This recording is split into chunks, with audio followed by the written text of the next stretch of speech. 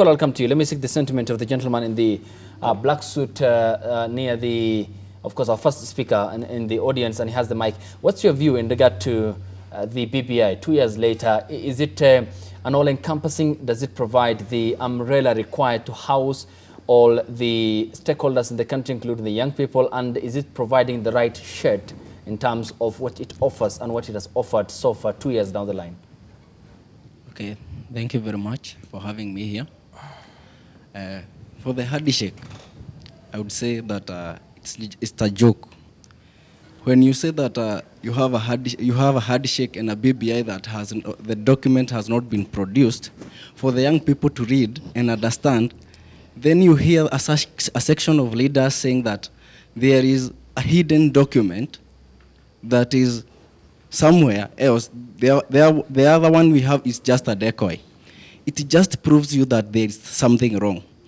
On matters of handshake and unity, you cannot say that there is a certain inclusivity when there is a certain of section leaders like Deputy President, who has a lot of masses behind him, and then you exclude him and say that this person, there is an inclusivity. There is who excluded him? His boss? Exactly. The president? Following the discussion between 2013 and 2017, these two guys were together.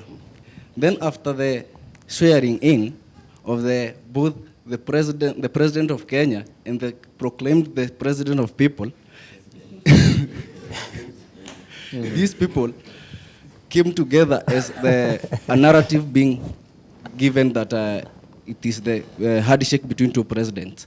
This one brought about throwing the deputy president by sides, which in my case, I don't see it as a political unity. Secondly, why do you think that he was excluded? I mean, the point is that we need to know who excluded him. Why was he excluded? I mean, he said Raila Odinga reached out to him 3 times before Raila went to President Uhuru Kenyatta. And that is what he said on national TV. Therefore, is he excluded by his boss, or he was excluded by what I might term as Kenyatta Dinga? The politics of Kenya has one definition: use and dump.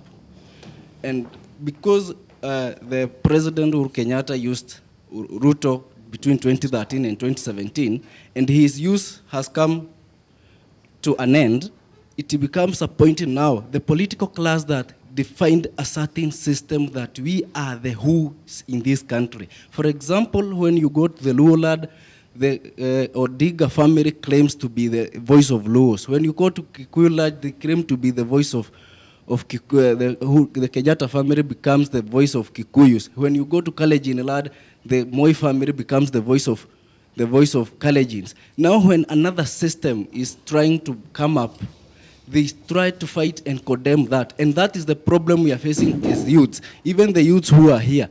When they start fighting for their political space, because there is a certain system that is running, the system wants to suppress you so that they can use and dump. And that is the system that has been run since 1963. Okay, well noted point. Yes, Paul, you have a point. Let me just say something. Yes. You know, there's so much that has been said.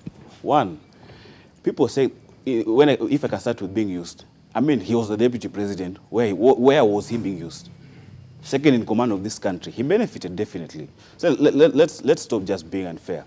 There are people who are so mad because Ruto was not included in the handshake. Who are the people who are so people mad from then? Jubilee. I mean, who to be specific? Jubilee has members across the board. I mean, Jubilee has members in Mandera, it has members in Mombasa, it has in Kakamega, it has in Meru, Muranga. Who are the people to be specific? I just want specificity. Who are the people? William Ruto and his sympathizers from Central Kenya. Do you mean the likes of Alice Wahome and Ndindi Nyoro? Yeah, all of them. Why do you think they are mad then, when their boss is the initiator of the handshake? I mean, he means well for the country. That's what they told us. It's because they hate Raila Amolo Odinga, and they see Raila is next to power. That is the only reason be there.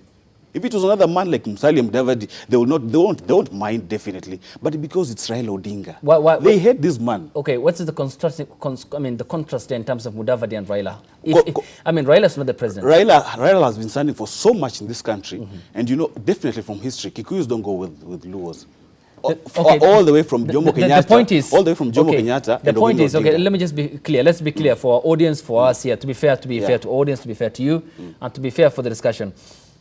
What makes Ruto allies and Ruto himself to be more worried when Raila is next to President Kenyatta than when Mudavadi is? So what's the difference between Mudavadi and Raila? Raila is a great man, you know. He has a lot of political brains. He has experience. He's tactical. He knows how to play his cards. Okay. Unlike Mudavadi, he's experienced. Unlike Mudavadi. Mudavadi, you know, he's somehow slow, you know, before he thinks.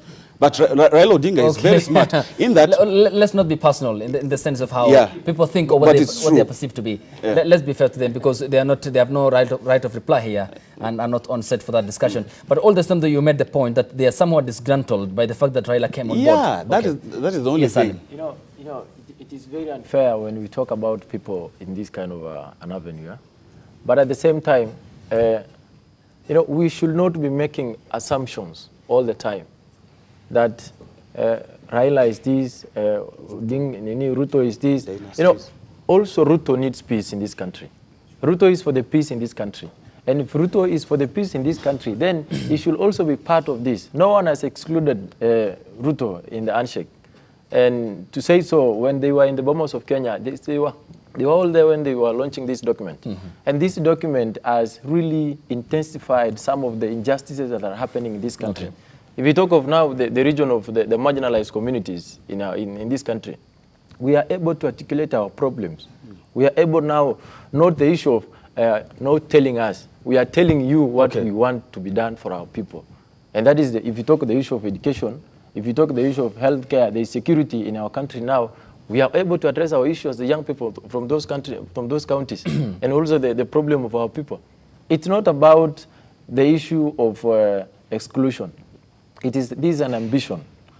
Ruto has an ambition of becoming the president in 2022. And that is why there is all this propaganda going all around and creating a lot of drift in the Jubilee government. And that is individual ambitions. Okay. Of course, you can make those claims in a democracy because we are a secular society. And you have the right to be offended, the right not to be offended. Because that is what the Constitution came with. We made all the bargain. Sarah, if I may come to you. My point is here. How will the young people take advantage of the current infightings within the political establishment? When you cumulatively, add the ages of all the members of the political establishment, they come to around 65, 66. These are people who just one cheeseburger away from a cardiac arrest.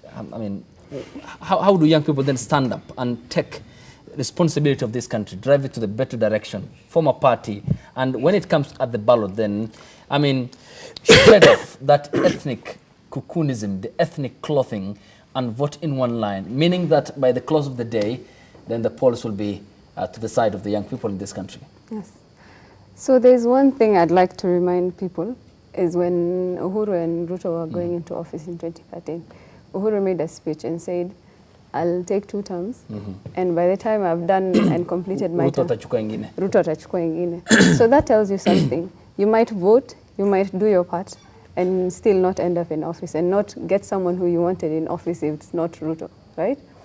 So when someone of political makes such a statement, you come to realize that there is no, you can't say there is inclusivity, you can't say there is transparency when I tell you I'll be in office. So no matter what you do, I'll still be in office either way. If it means rigging the elections, if it means pitting Kenyans against each other, I'll still be in office. Okay. I'll find my way to the office. So with the young people, what they can do is go back to the basics. You know what or when someone tells you I will be in office, you have to realize there's something wrong here, and we have to correct these mistakes. And as young people, as I say, they know their rights, they understand what they stand for. And most of the time, this is why they're resorting to violence, because they know they won't be heard. Because someone has already made a very stern statement that I'll be in office. So what I say young people do now is to continue fighting for their rights. Doesn't have to be through violence. Just state what you want and stand for it. Yes. Okay. Mark, I'll come to you on the economic aspect, what needs to be done, and therefore talk to me about the element here. Yesterday we highlighted a very important story on the morning show about the tough economic times ahead, and the people who will be enormously affected are young people. They have no employment. The job market